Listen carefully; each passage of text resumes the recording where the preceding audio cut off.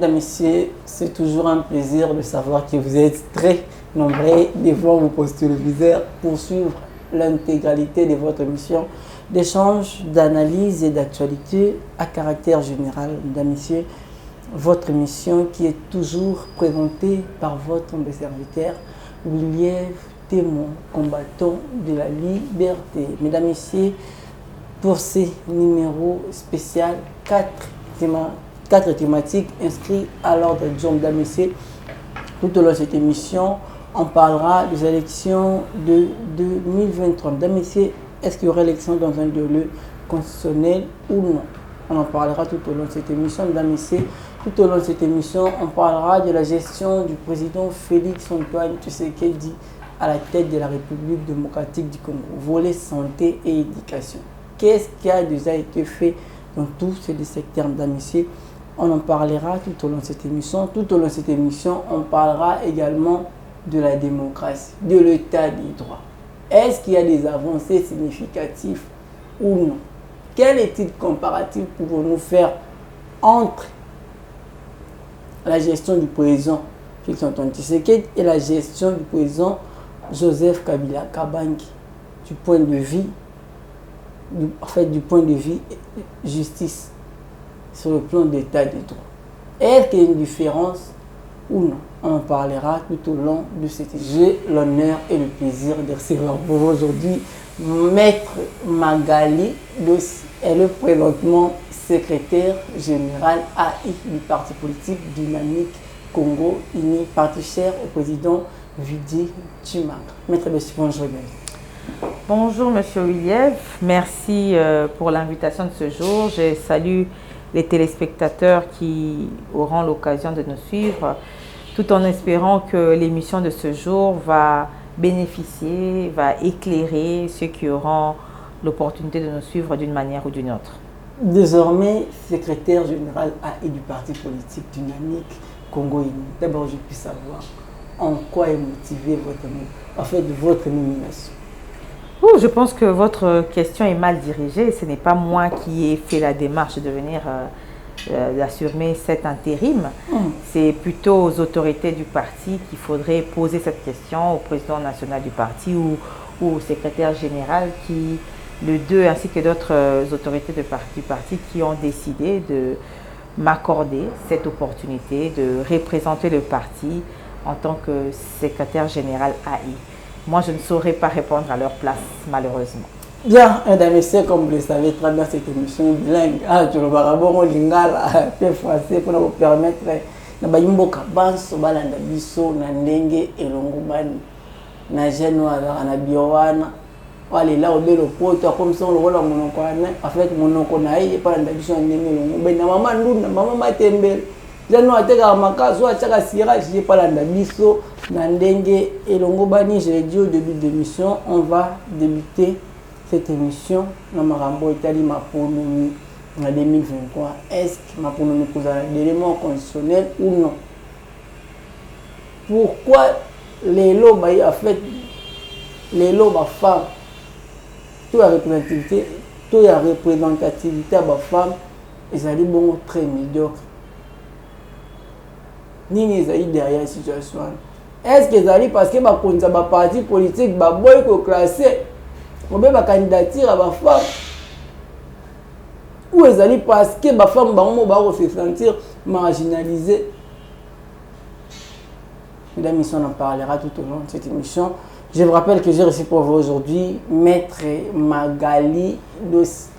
Elle est désormais secrétaire générale AI du parti politique Dynamique Congo Uni. En fait, Maître Magali Dossi, on débute avec la question des élections 2023. D'abord, je peux savoir, vous êtes candidate aux élections 2023.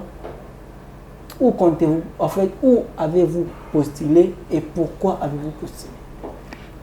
Oui, en effet, je suis candidate à la députation nationale dans la circonscription de la Lukunga. Pourquoi ce choix? Tout simplement parce que je suis native de Lukunga. Je suis née à Lukunga, j'ai grandi à Lukunga et encore aujourd'hui, je vis à Lukunga. Alors, je connais les problèmes de la Lukunga. Je pense que j'ai ce fardeau de la Lukunga, mais non pas seulement de la Lukunga, parce que quand on est député national, on ne l'est pas seulement de la circonscription qui vous a élu, mais on dit, c'est bien déterminé, député national, on représente le pays, donc on s'occupe et on est une voix pour les pays dans son ensemble. Donc ce n'est que normal que je puisse être candidate à Lukunga parce que c'est au fait ma maison, si je peux le dire, parce que toute ma vie, je l'ai passée à Lukunga et je continue à la passer à Lukunga. Magali Dossi, élue aujourd'hui députée nationale à la circonscription électorale de Lukunga. D'abord, je puis savoir ce qu'il est, en fait, ce qu'il est, ceux qui, en fait, pep, qui ont présenté un programme, oyo, programme, oyo, banza, ok, on a quelqu'un na yo. En 2023, en tant que député national, en fait, programme nous d'abord, on a le lobby Amen, hein, pour le lobby Magali Dossi, député national, on a le lobby Amen, na saisir en haut. Mais na base il y a une hypothèse que aux déjà une hypothèse on gagne le quoi naza chrétienne ngana s'approprier nango hypothèse wana na monya ngonde teza moi prophétie to révélation na bandi que rôle ya député ebani tant ozo ba député za na programme na ye rôle ya député ebani to kende kuna na assemblée pour na ko légiférer to kende kuna pour na ko sala ba contrôle parlementaire to kende kuna ko légiférer la kisi ko proposer ba loi ko voter ba loi ko amender ba loi oyo baninga mosusu ba ko présenter ba ko proposer. Donc makamu mosusu etali na bandi to kotia charrue devant la grute, to kotia charrue devant le beuté parce que non to bandi campagne proprement dite pour na révéler mozindo il y a eloko nini vraiment oyo ngana ko sala kuna pona bana Lukunga pona zwa confiance ya bana Lukunga mais na bandi que ba problème à Lukunga yebani na Lukunga to ça problème il y a ba érosion plupart la beaucoup il y a ba commune eza na kati ya Lukunga Mongafula Ngaliema eza ba problème il y a ba érosion ya makasi lelo ceux qui ok na Delvo au na place moko place église Kimbangi c'est ça là comment kuto je pense ba bien arrêt full solo wana eze empêcher bateau oyo bafanda kantinga parce que moi ma famille a fandi na pigeon non loin ya place wana donc pona ko fanda na lopango ba jour musu moyo fanda na lopango ezate faut kanga makana ndako parce que solo wana oezo ko affecter qualité de vie ya ba Lukunga na ba Lukungaise to ke pe sous côté musu to mona ba nuisance mais ba habitant Lukunga ba Lukunga na ba Lukungaise so ke pe côté musu to mona ba nuisance sonore ba bar ba église ngana zali chrétienne, je ne veux pas aller combattre l'église mais na bandi que il faut qu'on réglementer makamusu pour la qualité pe ya vie ya batu po batu koto bayoka makelele ya église koto kuna bayoki makelele ya bar tout ça ça dérange bana bazo kola na ba condition na bana bazo tanga na makelele ce n'est pas bien et c'est affecté peut même développement mental intellectuel ya bana donc côté musu to na insécurité bakuluna ba policier mususu bango mopo ba koma à la base ya sécurité na Lukunga au lieu bango ne ba sécuriser population ba koma bango moko nde ko tia population na sécurité tout ça na problème à courant côté mususu na problème électricité mais chef de l'état ton banda chef de l'état yé to moni augmentation à des certains mailles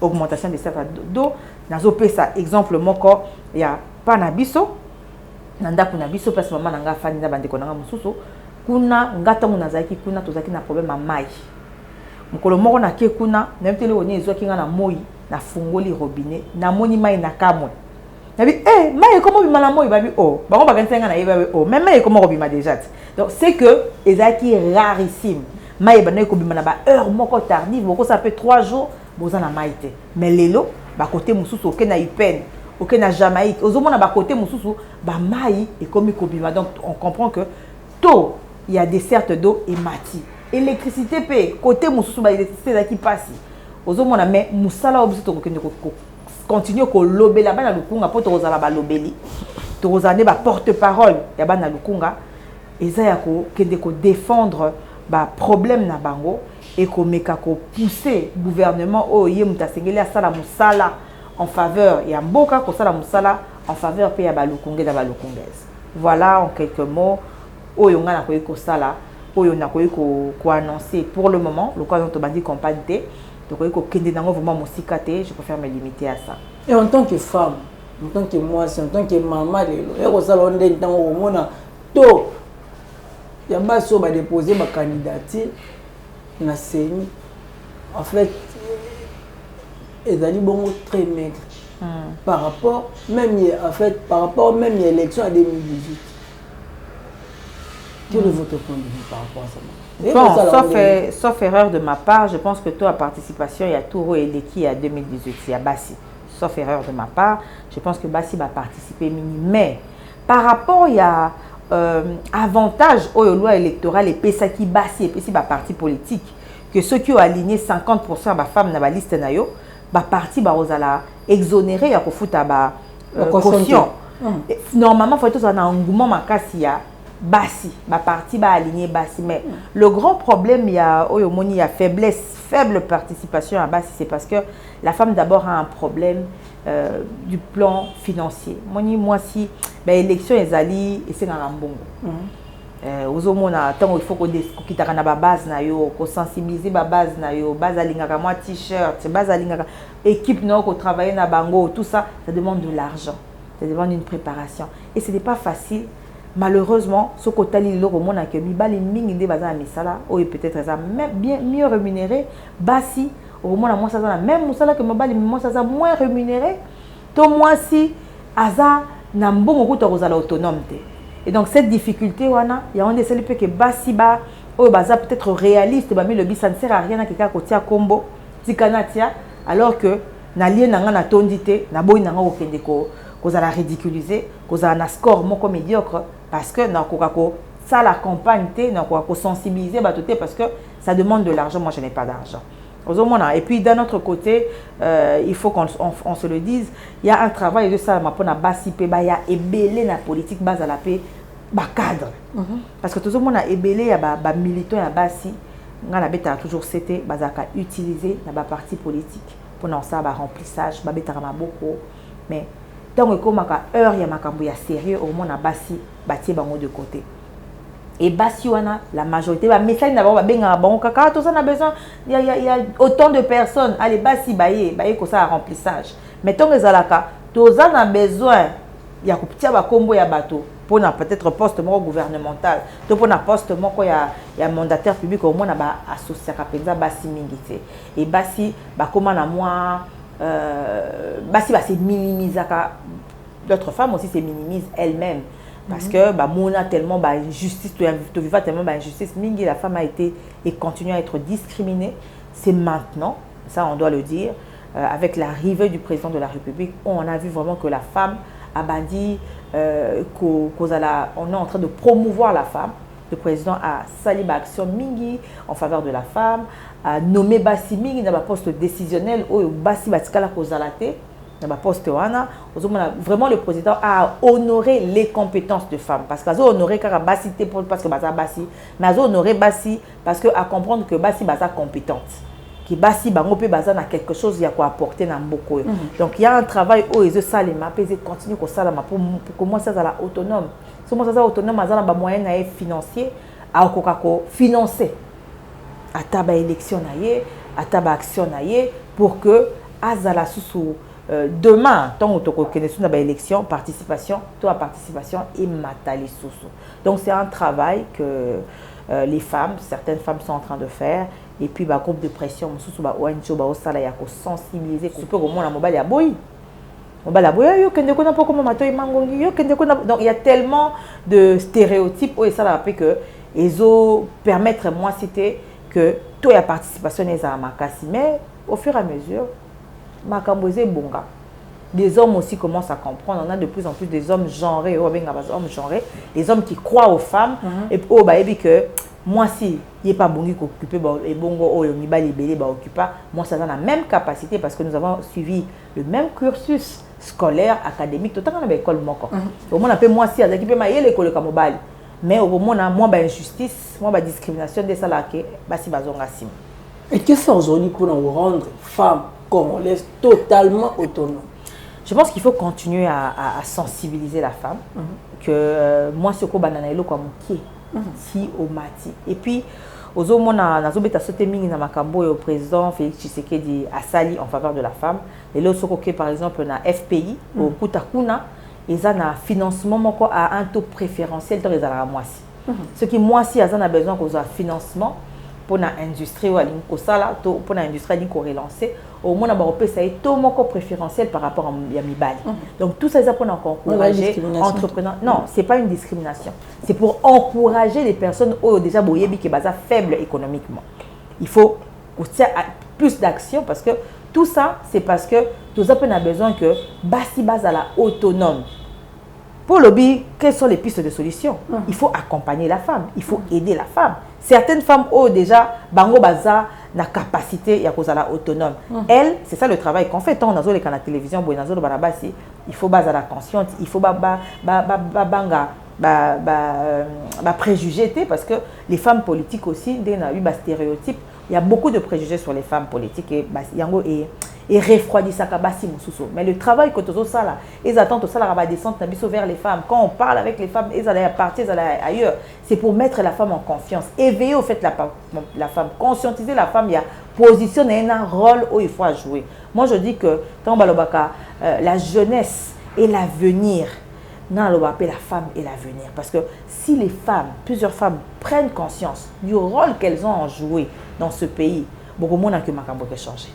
Bien, mesdames, messieurs, prenons présentement les deuxièmes thématiques de cette émission. Ça consiste à l'état des droits en République démocratique du Congo.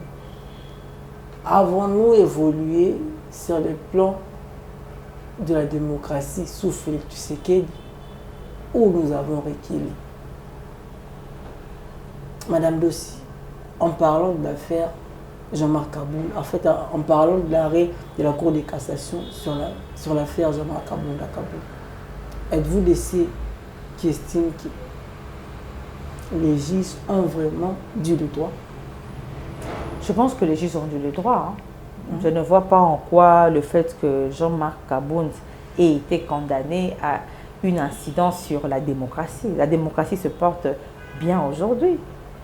Parce que nous avons vécu dans ce pays, nous avons vu comment il y a eu plusieurs abus. On s'est retrouvé du jour au lendemain, on nous a coupé l'Internet.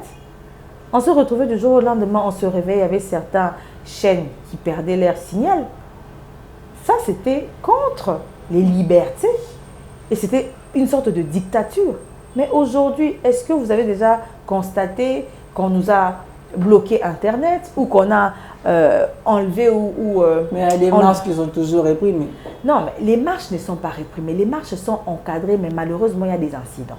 Le FCC avait fait une marche encadrée, il n'y a eu aucun incident. Le PPRD, je me rappelle à l'époque. Il n'y a eu aucun incident. Ils ont respecté les trajectoires qu'ils avaient données. Ils ont respecté, il n'y a eu aucun incident. Ils ont fait leur trajectoire. Je pense que c'était de la première rue vers Seine, si je ne me trompe, si je ne m'abuse pas. Il n'y a eu aucun incident. La marche qui a été réprimée, c'est parce qu'ils n'ont pas voulu suivre l'itinéraire qui leur avait été donné, proposé. Alors qu'il y avait d'autres personnes du pouvoir qui organisaient aussi la marche sur des tronçons qui ne devaient pas être proches pour éviter les incidents. Et puis on a vu la vidéo d'un honorable, Martin Fayulu, en train de demander à la population de jeter des pierres sur la police. C'est ça l'incident. Il a incité la population à caillasser la police, à commettre des infractions. Mais oui, on l'a vu, la vidéo avait circulé. C'était lors de la marche organisée par l'opposition. Nous l'avons vu. Donc, dans ce cas-là, la police devait se laisser être caillassée, devait se laisser tuer. Non. La police a l'obligation d'encadrer la marche et d'éviter toutes sortes de débordements et toutes sortes d'incidents. Donc, ça n'a rien à voir. En fait. Donc, ça, on est dans le bino so obumeli banga biso pe esengeli na ngam na biso to utiliser munduki pona obuma bino ba. Mais ba bomi banani? Est-ce que ba utiliser ki munduki ba? Yo kaki ba betaki masasi, Non, ben c'est déjà que bela. Non, ba betaki ba blessé là que bela. Ba blessé à masasi, yo monaki mutu nini yo monaki ba betaki masasi. Non, on a vu par contre makamusu soto condamné ki to monaki mwana moko ba traîna qui est tout ça on a condamné. Mais to moni place police na biso ya lelo. eza plus humanisé que police ya kala. Soki ezaki police ya kala, tolinga oyoka tolinga otanga bibembe. Mais cette police a pu maîtriser la population sans faire usage ya ba balle. Même situation est dit kuna na Goma, kuna tout le monde. Malheureusement, ça on a condamné. On a vu directement que on a vu directement la réaction du gouvernement ne s'est pas fait attendre. Directement, on a dépêché une équipe gouvernementale constituée du ministre du VPM en charge de la défense, du VPM en charge de l'intérieur. Ils sont allés là-bas pour essayer de palper des doigts les réalités. Et ensuite, on a vu même qu'il y a eu des audiences en flagrance, des procès en flagrance contre certains militaires qui avaient été bien identifiés. Donc ça, ce sont des incidents que nous condamnons parce que nous ne pouvons pas admettre ni permettre que ces militaires qui sont censés sécuriser la population commencent à tuer cette population. Tu vois qu'on dit mangote, tu vois qu'on encourage à monter.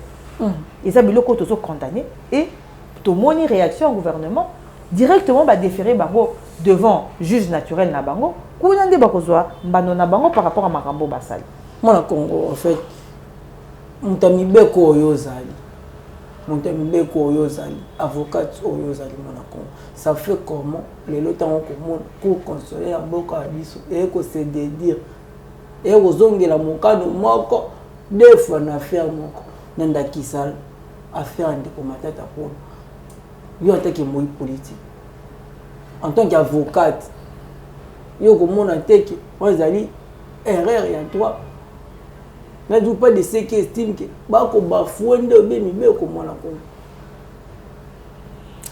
je ne suis pas de cet avis. Pourquoi? Par la simple raison pour Nanga à Réouane se contredire. Parce qu'il s'agit de deux dossiers. Il y a eu deux dossiers. Oui, il y a eu deux requêtes. La première requête est qui Oyo ministère public a saisi ça qui cour constitutionnelle pour Naba fait infractionnel au bango releva qui contre Matata et consort. Matata parce que tout ça Matata liboso parce que le coup la Matata est candidat président. Balinko fait à croire que Tozo s'acharner ou tribunal ou appareil judiciaire n'a pas les deux s'acharner parce que ce n'est pas le pouvoir. Parce qu'on parle de pouvoir, c'est plus l'exécutif. Mais quand on parle, on voit le pouvoir judiciaire a toujours été indépendant, a toujours été à une certaine autonomie. Mais lorsque le ministère public, le parquet ministère public a déposé requête Wana, la Cour constitutionnelle s'est déclarée incompétente. Ça, c'est la première requête. La deuxième requête, quand la Cour constitutionnelle a s'est déclarée incompétente, a tindi dossier Wana la Cour de cassation. Cour de cassation, Sikoyo a saisir Cour constitutionnelle, na requête, nous sommes pour na kotu na ye, a kokako, interpréter article moko ya constitution. Au moment où la requête est enregistrée, enrôlé na ba numéro mibalé différent. Kounande siko cour constitutionnel, tango azui article wana a interprété ango et de l'interprétation et bimisi polele que cour constitutionnel azali juge pénal il y a ancien premier ministre. Au moment donc il n'y a rien qui ne se contredit. Ouais, ça on doit conduire. C'est là libre comme on conduit. Mais papa, oh, nazo le c'est en disposition, il y a Congo. Oh, non, article 164. Seulement, na lingi na tango na zukutu pour na tangela binonde article 164, totanga ilongo. Et le la Cour constitutionnelle et le juge pénal du président de la République et du Premier ministre pour des infractions politiques de haute trahison, d'outrage au Parlement, d'atteinte à l'honneur ou à la probité, ainsi que pour des délits d'initié et pour les autres infractions de droit commun commises dans l'exercice ou à l'occasion de l'exercice de leurs fonctions. C'est-à-dire que dans l'exercice ou à l'occasion. Parce que le problème est qu'au niveau, il y a premier matin, tu as sous premier ministre. Dengani ni cour constitutionnelle et kozala juge pénal naïe. Mais article 164 épaissi et nuancé bien. La première ministre, ceux qui a commettre infraction à droit commun, par cour constitutionnelle, il y a un juge pénal. Mais si le lobby peut se sous premier ministre, infraction au la sala qui tangwa qui premier ministre, na gestion cour constitutionnelle peut aller juge pénal. Donc, il n'y a aucune contradiction entre les deux arrêts. Et se contredire, pour moi, ce sont des arrêts qui se complètent. Aisés plutôt que se compléter. Parce qu'on ne peut pas, même constitution la chose là-bas, Moutou a connu qu'aux juge naturel. À ta président de la République, un juge naturel, bon, yoka qui ancien premier ministre. Ancien président. Non, attends, ancien président, un juge naturel, Moutounion, Sokobanana, oh, ya botamiti, na mukolo, na oh, ya mukolo, ya batunion sur na Congo, un juge naturel, Persi, il n'y a pas d'exception. Moutounion, on t'a cause à la que, à Sali Mabé, boyebi pas sur qui confond d'être non. Bango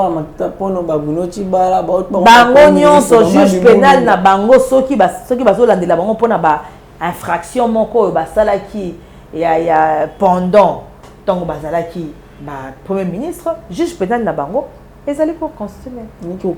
Et quel Dieu de ceux qui estiment que bago s'acharner contre Matata Polo.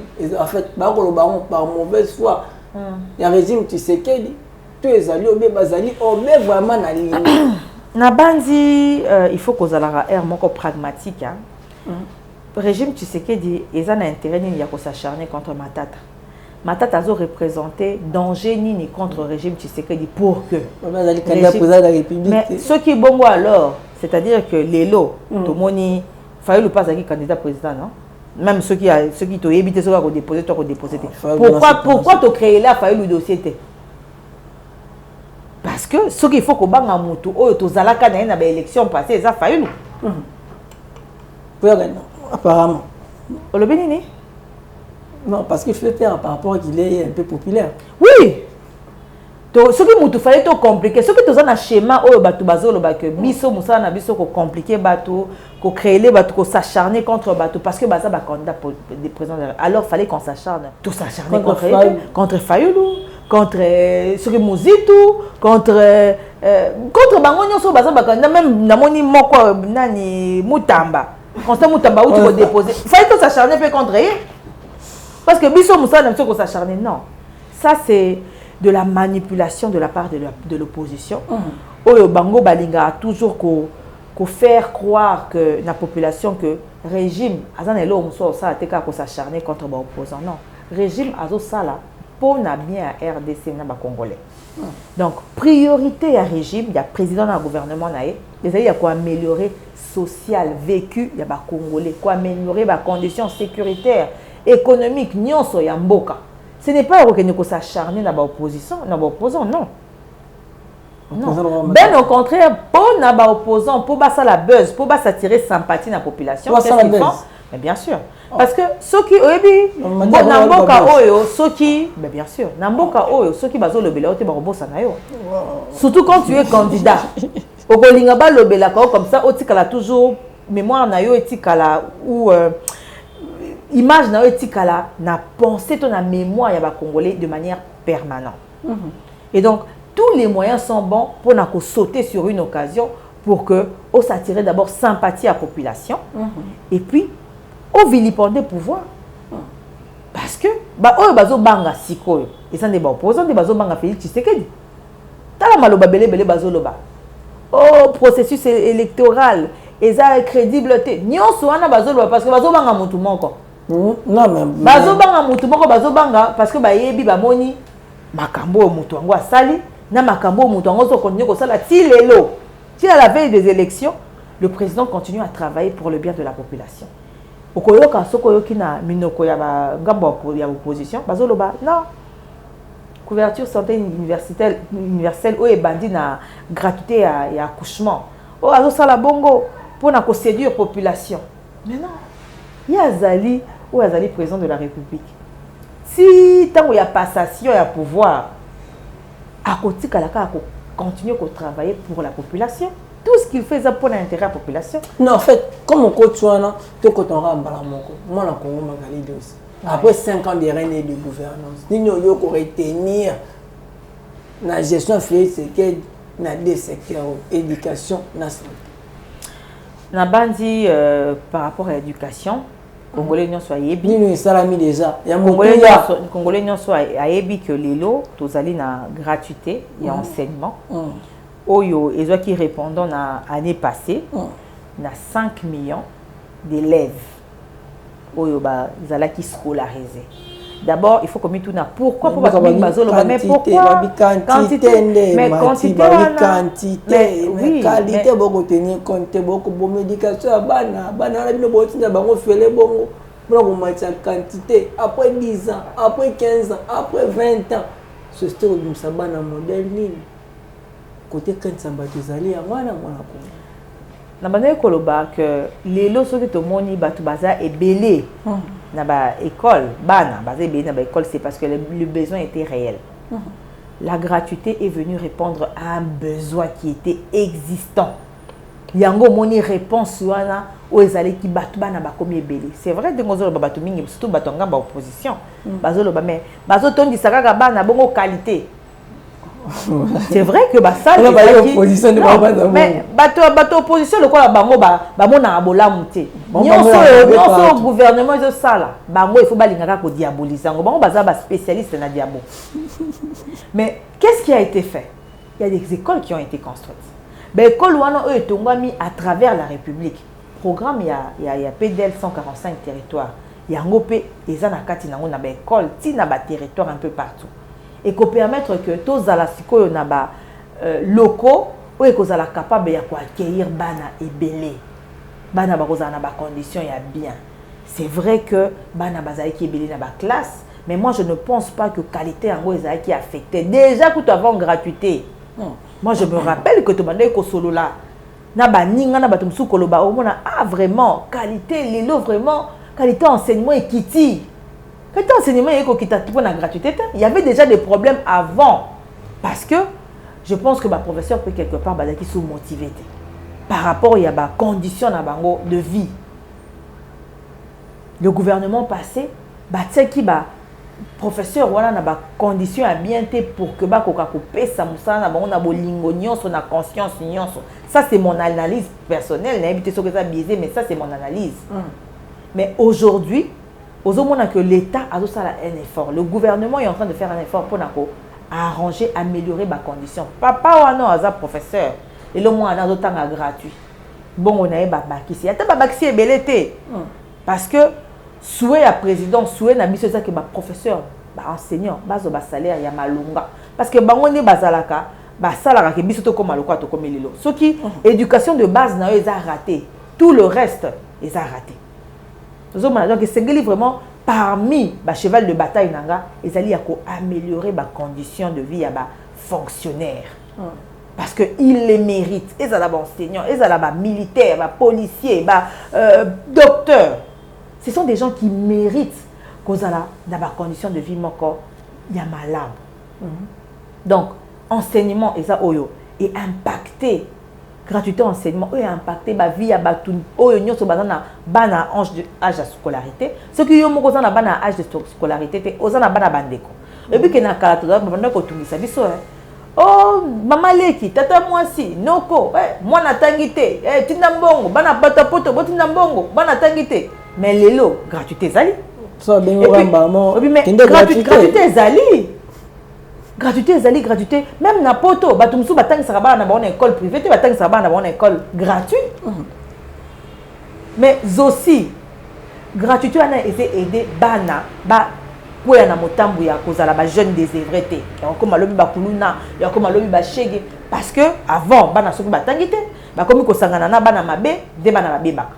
Mais lelo mwana akie classe, atangi na tang classe kuna Mayele na epeze kola azo mona pe makambu différemment à cause en attente ya okene ko kosa mana baninga po lobia koma kuluna po lobia koma shege ozo mona que na domaine ya éducation gratuité enseignement ezali gratuité enseignement o ezali pe na ba corollaire nango ba construction ya ba école esami belé ezali quelque chose de positif mais ba école etongamaka tous les jours.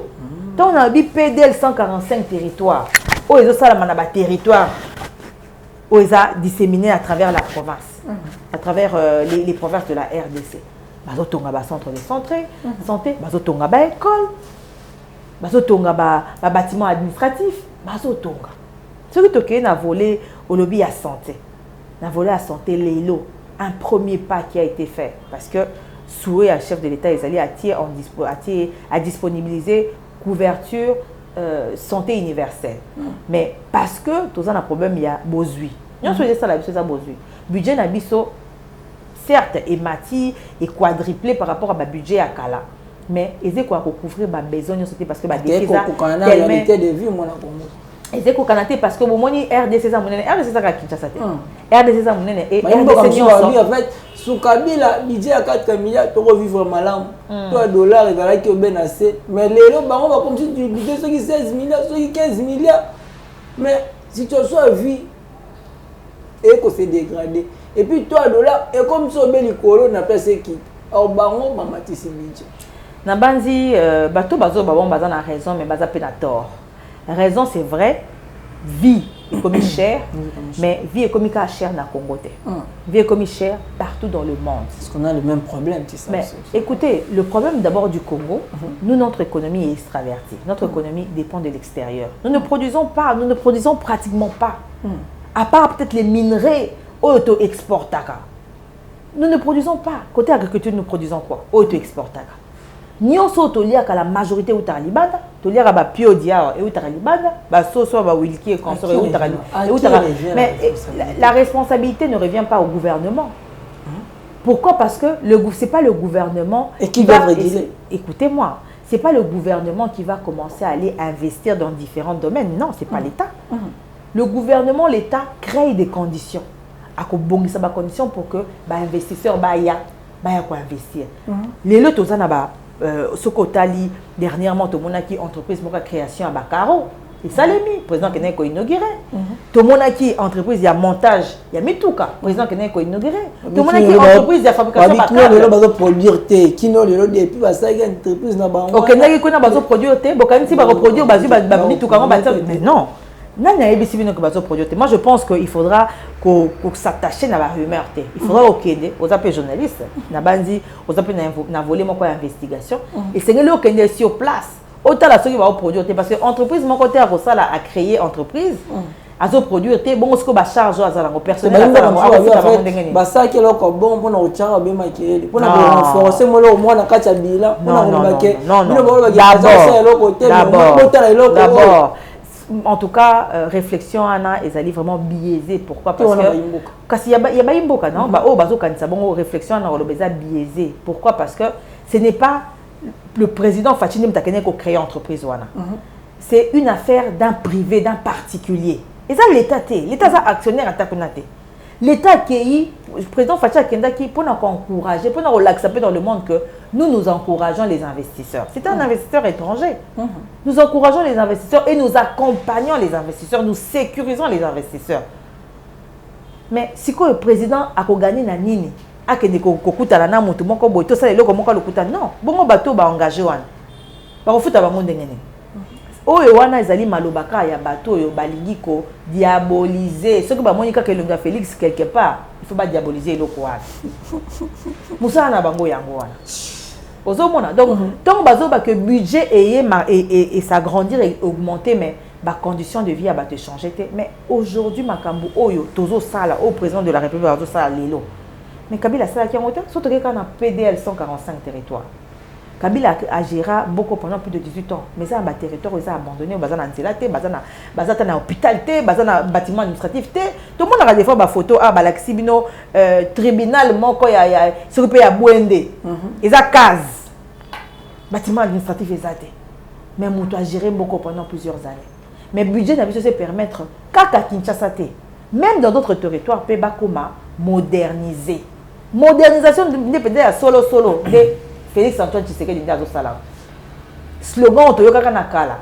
Oh, marche sur en route vers la modernisation. Il y a un monde qui est vivant au Lélo. Lélo, une nouvelle unité. Baza prise en charge. Tout le monde a une nouvelle unité. Il y a ceux qui payent SU. Mais Lélo, les nouvelles unités. Tout le monde a qui? Cela qui toko VPN, il y a fonction publique à Salaki. Il y a d'abord, il y a qu'à identifier, il y a qu'à longola fictif et tout ça. Et puis, il y a qu'à prendre en charge la nouvelle unité. Et je pense que ils continuer pour salim. Les lots arriéré oyo diplomate bazala ki nango efutami barrière ba cotisation na biso tozaki nango na ba organisation internationale tozaki nango efutami augmentation à salaire ya ba fonctionnaire tozomona nango bazo construire toke mama yemo awa musika to komona mama yemo ndenge bazo construire nango babongisi hôpital kuna ya kan kokolo musala ezosalema kaka ya budget wana bazo futa pe bato bazana ba dette intérieure dette extérieure bazo futa kaka na budget wana. Ce n'est que normal que bateau bazo comprendre que budget wana ezate po baba ndako pesa mutu moko budget nezali pona ko arranger ba condition na biso ko futa ba arriérer au biso to kutaki ko moderniser mboka ko relier mboka parce que facilité musu to rozana nango so to relier mboka à travers banzela à travers ba route à desert agricole. Tous na problème te ndenge lelo to comme na problème bato bazo benga moyen ba voyager ça te parce que Congo est roi ezana ba volte. Mais ce qui nzela ezali moto kozo mutuka ba biseke zala. Po mutaki ta un point akena point mususu bato ba produire biloko na bango ba mama na biso oyo basala bilanga na bango basala ba fufu biloko defo ebebaka. Po nzela za malamu te au produire le temps que ne ko bimisango vers ba centre minene nzela za mabe production ebebe. Donc tout ça c'est difficile pour le moment parce que tout ça n'est une phase quand il y a investissement au gouverneur ils ont investir il faut que ça là non banzela il faut que bon c'est électrification il faut que bon ça maille mais tout cela ils appellent un impact na social na panier de la panier de la ménagère na ko expliquer ndenge nini et ben non na moi sur azana zemi moi na volet santé moi sur azana zemi lelo moi si azana zemi akoyeko kende kozo ba soin gratuitement, à cause de ça, kilo na gratuitement. Moi, na botami, tina âge à 1 mois, moi, na joie prise en charge gratuitement. Donc, bah, épargner déjà maman, na mbongo, na papa, na mbongo, nyonso, fallait pas foutre na kilo. Et puis moi, si, quelle que soit forme, oh, ya roboté là. Abota na voix basse, abota na césarienne. Maternité, accouchement, ça n'a pas complication. Moi, ça n'a pas complication. À 100% prise en charge par le gouvernement. Moi, na poussani moké à côté classe gratuité. Moi, na zo ta classe té. À poussani sous moké à quelle université, batele babis transacademia, à zo futa ka moi eloko moko moké. Lobby soki moyibi esili parce que to bungi saka mbongo belé la mboko likola moyibi. Détournement, corruption, trésor public et perdre millions, milliards de dollars. Les colons y a civique wana miyibi. So ba yiba rambo. Ce que to boucher ba trop wana. Conséquence c'est ça, budget que ça ni. C'est ko vimbati. Ce que budget est fimbi. Lobi ba jeune ba rozo ba bourse tena ba université. To rozo na Kinshasa, oyo biso to moko yoka ba parents na biso ba tanga kana ba bourse, ba lia ko fele, biso fele, classe au fele, ba manuel au fele, to ko koma me malembe. Donc, aux hommes que dans ce côté santé, il y a un salami, les lots, tu belé, belé, bungi sa bon moyen, bébé belé, kufa, parce que les parents bazaki na bon côté, il y a qu'il faut se faire soigner. Mais les lots grâce, il y a gratuité et accouchement, maman, à qui, pesaki ba numéro place, il y a tinda pour se faire enregistrer. Sauf que ça déjà la zemi, ok, qu'on a qui donne gratuitement. Au cause civil gratuitement, moi na kobota me bakola délai gratuitement tina 1 mois. Donc volet santé, il y a un chef de l'état sali, volet éducation, on avait positif les amis. Mais on a lobby oyo et c'est salema na mboko. Moi na autonomie tuna. Malobezali ayo. En fait, mituna ngai malobezali ayo. J'ai dressé bilan très positif. Dans le secteur de la santé, dans 5 ans, dans le secteur de la santé, il y a un bilan positif.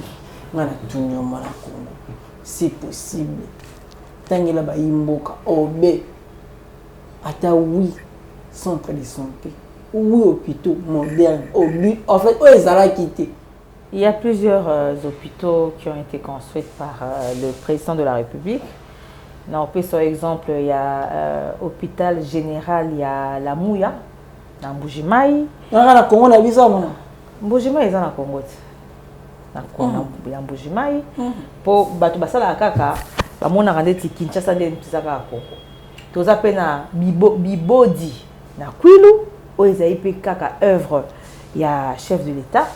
Toke pe musika te awa soki totali awa toza na centre de santé il y a quand colonel Tchachi où ezala qui réhabilité modernisé tokei na mama ebo oyo tisi ko ezali ka na construction ba pavillon monsieur comme déjà opérationnel musu ezokonyo kotonga.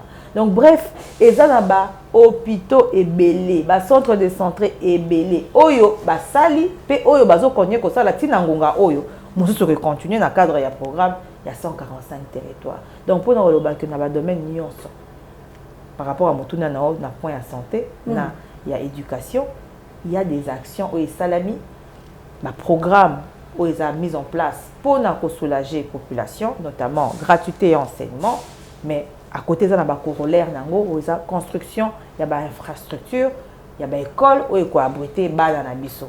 Côté Moussou total, il y a côté il y a programme où il y a accouchement, il y a gratuité accouchement. Mais il y a des hôpitaux où il y a mais à gratuité accouchement. Ezali kakate prise en charge na ba hôpitaux ezali il y a l'état de notre l'état le gouvernement a signé ba convention na ba hôpitaux privés pour l'intérêt peuple nika nous on a pour intérêt à la population on a plus ou moins 300 quelque chose centres oyo déjà bazali répertorié oyo bazali déjà fonctionnel bi pa yo wapi ba maman na biso oyo deko yebi kozana mokumba qu'on s'enregistrer na bandi ba programme na bandi publicité zo les kaka na ba télévision na ba radio kuna bazo pesa ba numéro pour na ko s'enregistrer ko laksa ici quand nous fandi pe ba relaxer ba centre ni ezali pembeni ya ici ko fandi pour kuna ndeko kezwa ku kilo kuna ndepe ko kobota yango wana. Donc pour conclure le secteur éducation dans le secteur de la santé, nous avons totalement positif. Selon vous. Mais ce que tu as vu, c'est l'étude comparative. Et là, oyo chef de l'État a coûté na elokoni a sali. Et là, on y biso to yebi ezalaka. Na mboko ezo tikala jamais comment na gratuité ya éducation. Gratuité plutôt ya enseignement, to tikala jamais comment nango awa. Na Kinshasa, na ba province mais okoyoka bandeko mosusu ya FCC balobi bango balansaka basalaka essaye mais essaye yango ezalaki esimbaka te. Mais chef de l'État tango aye parce que ezali d'abord obligation constitutionnelle atia yango ekomi effective. Gratuité ekomi effective et puis gratuité accouchement to tikala komona ngo na mboko te na ebité soki ezalaka tango ba colon bazalaka peut être ezalaka gratuit. Mais nga bana na botami tina komi na âge oyo bala liboso na vivre gratuité.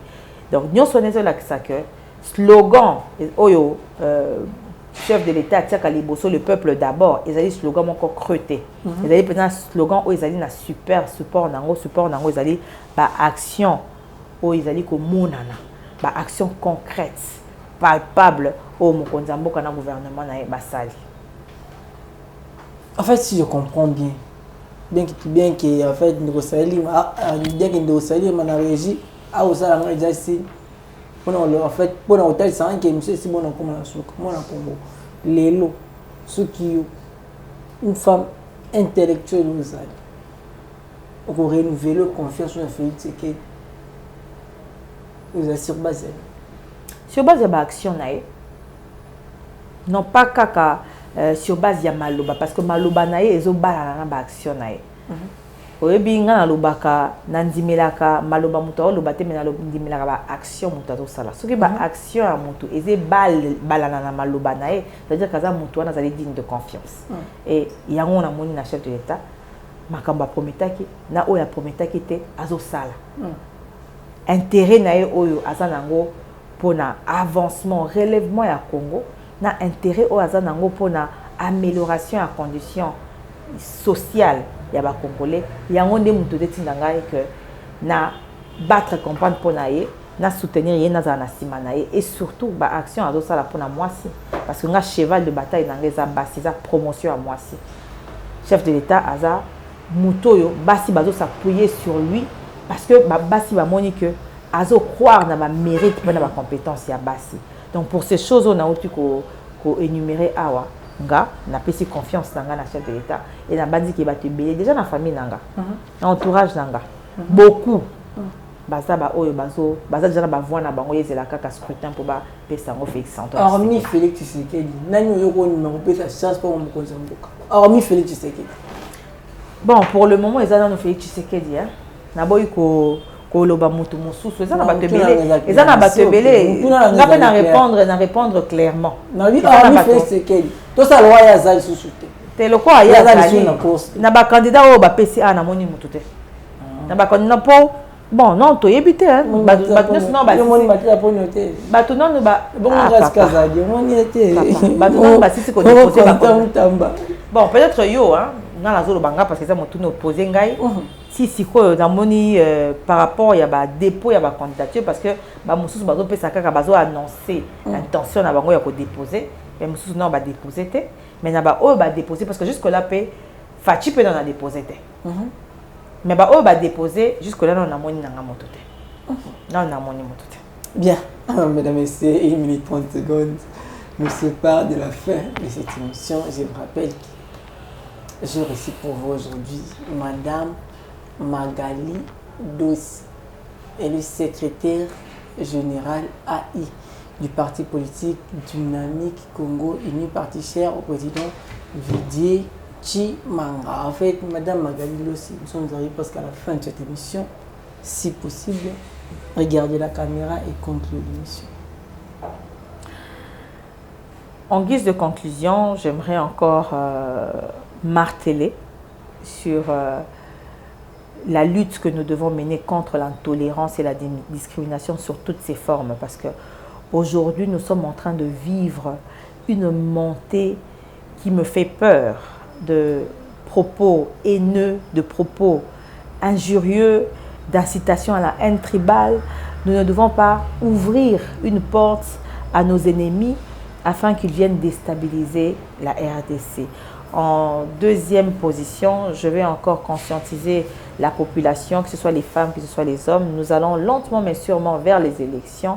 Cette fois-ci, il faudra vraiment que nous puissions soutenir les femmes parce que les compétences de la femme sont avérées et ne font objet d'aucun doute. Et nous devons de donner cette chance à la femme qui mérite. Elle a su démontrer qu'elle était compétente, qu'elle était capable de gérer et que le pays surtout a besoin de l'implication de la femme qui a un rôle très important à jouer pour le développement de ce pays.